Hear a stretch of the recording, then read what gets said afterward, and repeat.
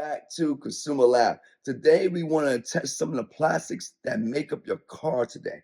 Yeah, all on cars. I don't care. We got BMW, Mercedes Benz, doesn't matter. They got all types of plastics, and that tells the durability. It affects, I should say, the durability of your car. So how are we going to do this test? Well, we're going to use a durometer. We're going to use a laser. We're going to use our Humane AI Pin to help us analyze some of the data, and we're going to go and find out what's going on. Now you may say, why go through this? Think about it. You go out, you buy that BMW that you like. You got that, I don't care, the 500 series, 600, whatever series you got. And you're like, oh man, I'm going to spend what, 50,000, 60,000. Yo, you could be spending over $100,000 on a car and it's going to cost you about 100,000. It doesn't matter how much plastic is in it. So I'm just trying to see if you're getting some type of money's worth. Unfortunately, today these cars are made with so much of this plastics, and don't get me wrong, some of it is okay. Don't get me wrong, but we're going to find out today. But some parts of the car, you got to make sure that the plastics that are being utilized, especially inside internally, I mean, like on inside underneath the hood, I should say, because why? It's extreme amount of heat being given there, right? So it's got to be durable for the longevity of the car. So what we're going to do today, we're just going to measure the hardness, and then we're going to come back with another video at another time, and we're going to measure the temperature changes and how much temperature that any part inside underneath the hood, let's say, can withdraw. So you know what? Let's go do that. This is Consumer Lab, guys. Subscribe.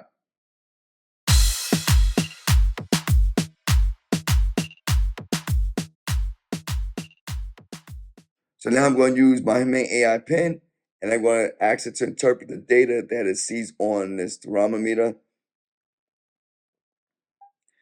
Tell me the significance of the number that's showing on my thermometer.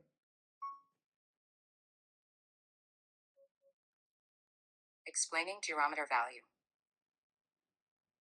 The number 0.615 on your durometer indicates a specific hardness level of the material being measured. Generally, higher numbers reflect harder materials, and lower numbers reflect softer materials. A reading of 0.615 suggests a moderate resistance to indentation or deformation.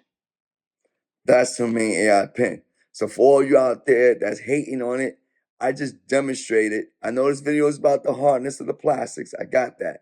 But I just demonstrated to you the value of this. I just demonstrated for you. See, here at Consumer Lab, we didn't just buy this just because we want to, oh, look what we got. No, we bought this to what? To show you that it's used. We are users in our business model. It's being incorporated in that. So, but anyway, I digress. So back to the thing at hand. So as you can see, the plastics, by the way, in the BMW, the grill is moderate. It's okay. I mean, then you gotta think about it I did it on the grill because the grill is kind of, obviously important. By the way, if you want to do the test yourself, you can. Just be careful because you see that point there. Make sure you know how to use it, or else you're gonna get brick. You don't want that. But anyway, so now you get the idea of the value. So what do this all mean about the BMW? That, I'm just using this one as an example, but obviously there's plastics in more cars than just the BMW. Is the hardness okay? It's okay. It's moderate. It's okay. As you've seen from the number, there's nothing abnormal about that. But you can tell right away that, you're getting this little bump, a little ding, that thing's going to break. Period. I mean, now here's the thing. I'm not going to test my car and let it hit something just to prove a point. Well, we ain't gonna do that here. I ain't got money like that. So we ain't gonna be testing, like, let me back this car up. No, so I have a car back up into me and let's see if the girl's really gonna break. I ain't doing that. This ain't happening up in here.